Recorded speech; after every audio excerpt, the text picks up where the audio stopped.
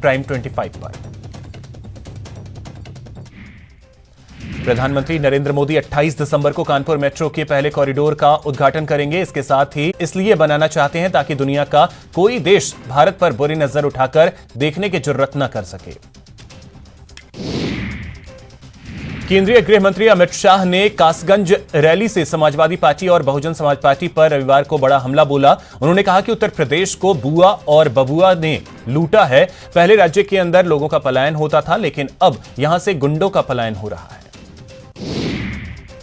कृषि मंत्री नरेंद्र सिंह तोमर ने कृषि कानून को लेकर अपने दिए बयान पर विवाद होने के बाद सफाई दी है। तोमर ने कहा कि कृषि कानून दोबारा लाने का कोई प्रस्ताव नहीं है। कांग्रेस अपनी नाकामी छिपाने के लिए भ्रम फैलाती है। जजों की नियुक्ति पर सीजेआई एनवी रमन्ना ने कहा कि यह धारणा एक मिथक है कि न्यायाधीश ही न्यायाधीशों की नियुक्ति कर रहे हैं, क्योंकि न्यायपालिका न्यायिक अधिकारियों की नियुक्ति की प्रक्रिया में शामिल कई हितधारकों में से महज एक हितधारक है। नागालैंड में हुई हिंसा के बाद राज्य से अफ्स्पा की वापसी की मांग जोर शोर से उठाई जाने लगी है। नागालैंड के मुख्यमंत्री ने भी राज्य से अफ्स्पा को वापस लेने की मांग की है। अब नागालैंड सरकार ने इस संबंध में केंद्रीय गृह मंत्री के साथ हुई मीटिंग के बारे में जानकारी शेयर की। प्रधानमंत्री नरेंद्र मोदी अपने मासिक रेडियो कार्यक्रम मन की बात को संबोधित किया। पीएम ने अपने संबोधन में ग्रुप कैप्टन वरुण सिंह का जिक्र किया और उनकी शहादत को नमन किया।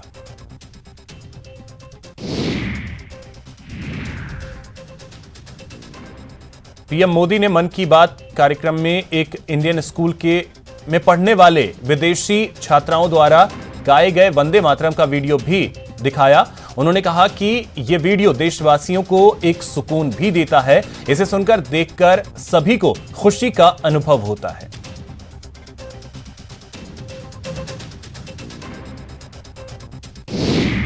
बढ़ते कोरोना मामलों को लेकर आज कांग्रेस ने मोदी सरकार पर कई आरोप लगाए। कांग्रेस प्रवक्ता रणदीप सुरजेवाला ने कहा कि सरकार ने ओमिक्रॉन पर लापरवाही बरती है।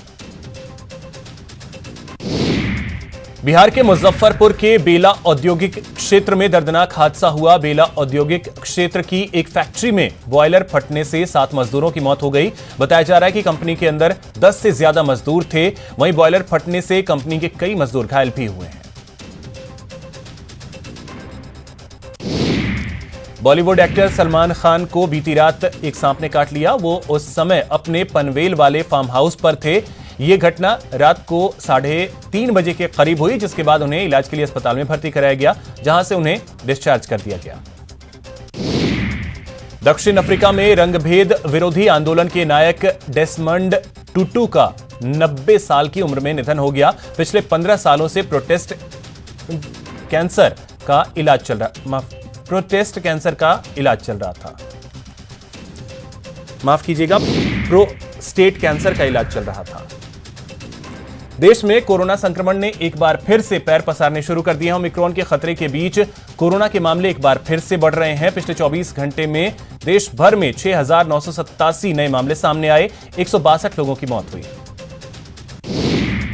राष्ट्रीय राजधानी दिल्ली में कोरोना के 290 केस सामने आए हैं, जिसमें एक मरीज की मौत हो गई। वहीं दिल्ली सरकार कोरोना से बचाव के सभी उपाय करने में जुटी है।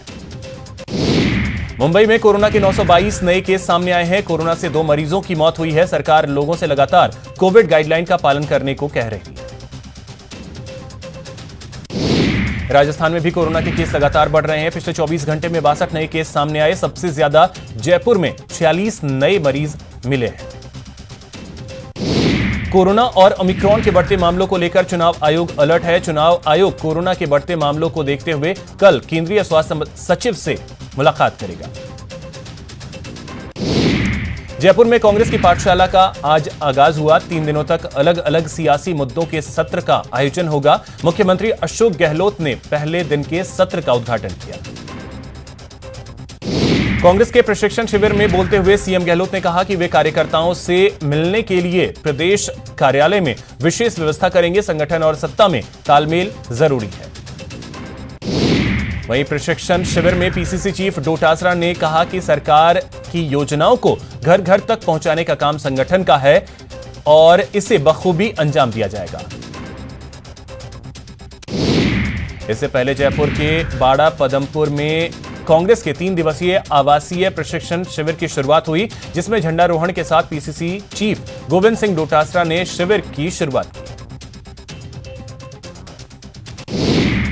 शुभारंभ के बाद डोटासरा ने कहा कि शिविर में कांग्रेस की रीति नीति के साथ कांग्रेस की केंद्र की गलत नीतियों के बारे में चर्चा की जाएगी। इसके अलावा आने वाले विधानसभा और लोकसभा चुनाव में बूथ मैनेजमेंट पर भी सेशन का आयोजन होगा। प्रधानमंत्री नरेंद्र मोदी द्वारा 18 वर्ष से कम उम्र के युवाओं के लिए वैक्सीन अभियान शुरू करने की घोषणा का जोरदार स्वागत किया जा रहा है।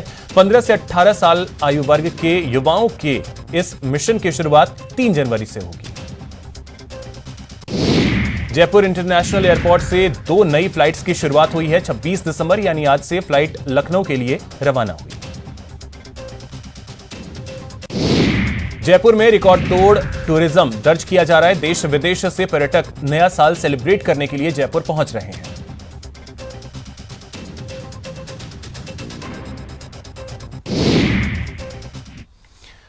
साल 2022 में